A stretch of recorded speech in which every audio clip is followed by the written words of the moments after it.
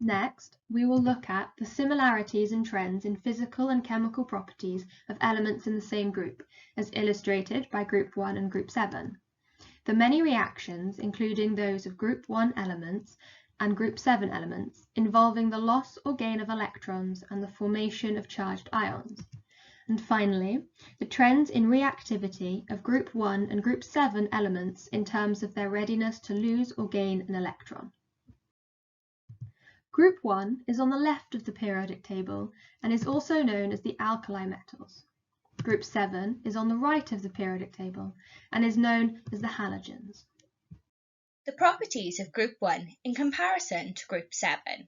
So, Group 1 elements are more reactive, their melting points and boiling points are lower than the metals, they have one outer electron, they form a +1 ion, they form ionic compounds with non-metals, and when reacted with water, they produce hydrogen gas. They look dull on the outside and shiny on the inside. After a short while, an oxide forms on the outside, which is why they appear dull in appearance. They're soft and malleable. They are kept in oil to prevent them from reacting with oxygen and moisture in the air. Most float, and they are not dense. Here are the Group 7 properties. So Group 7 atoms get less reactive as you go down the group, and they have higher melting and boiling points as you go down the group. They all have 7 outer electrons, and they bond by gaining 1 extra electron to form 1 minus ions.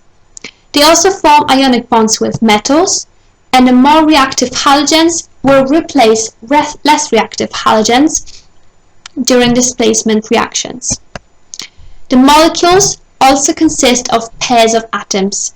So, for example, Br2 and I2 and Cl2.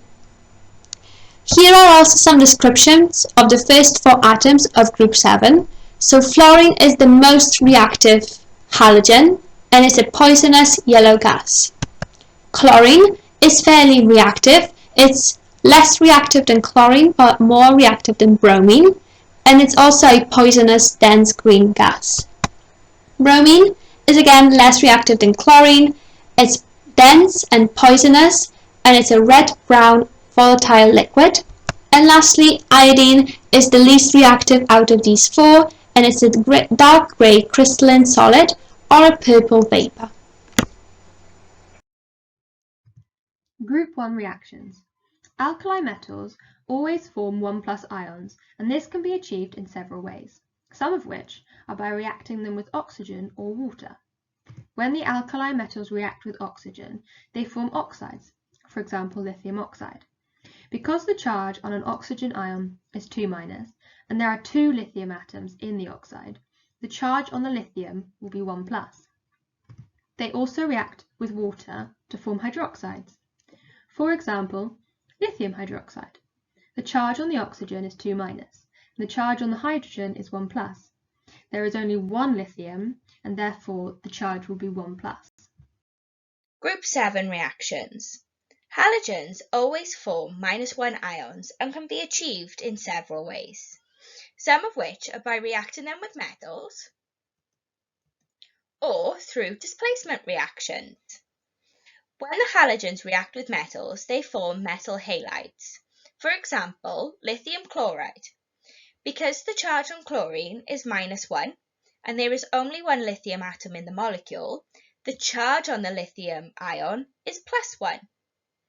It's important to remember fluorine is more reactive and iodine is the least reactive.